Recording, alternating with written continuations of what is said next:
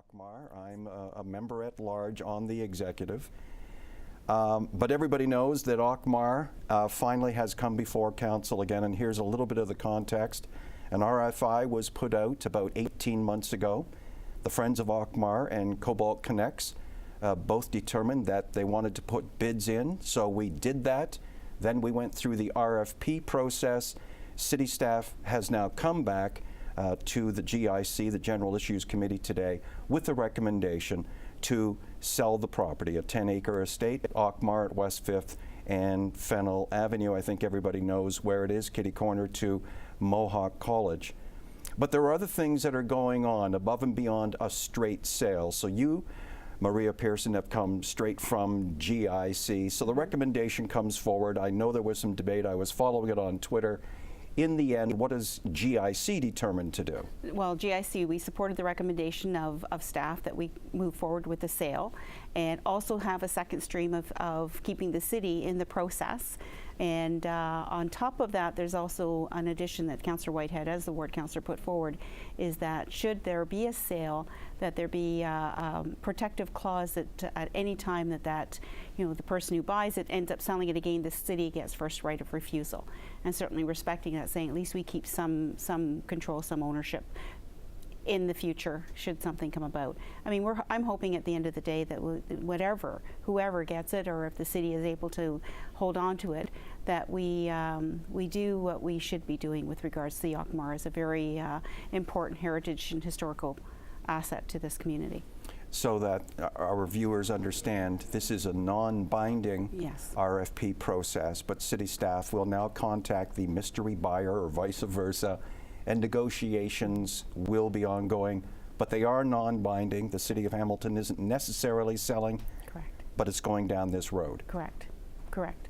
We had to look at all options on the table. It's a large amount. Excuse me. It's a large amount of money in order to bring this building up to the standard to be able to use it as even just as a museum.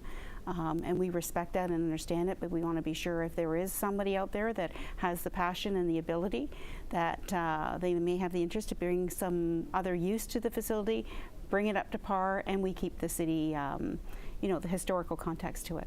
Yeah, and to be truthful, Friends of Auchmar have sat around the table around many a meeting, and we've always said, and this was one of the premises of the group in the first place, that as long as the property remains open to the public, correct, we'll be happy if it's a public owner or a private owner, correct, as long as the building is restored and we have access to it.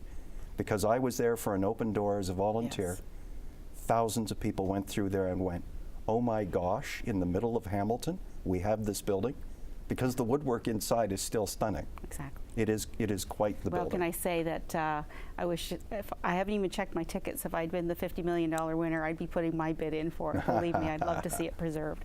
It is a jewel, an absolute jewel. And you're right, it is in great condition. There are things that have to be brought up to standard, though, and maintain the heritage feature of it.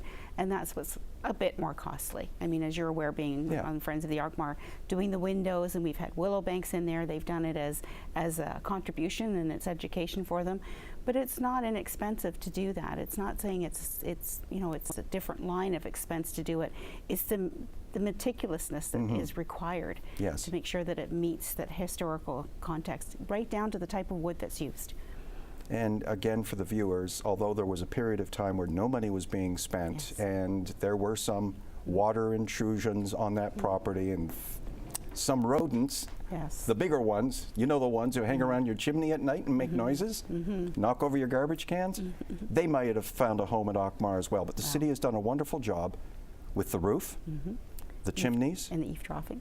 Eavesdrop to protect it. Now they're working inside as well, working on those windows and working on the wall that's had 2 very rough winters. Right, exactly.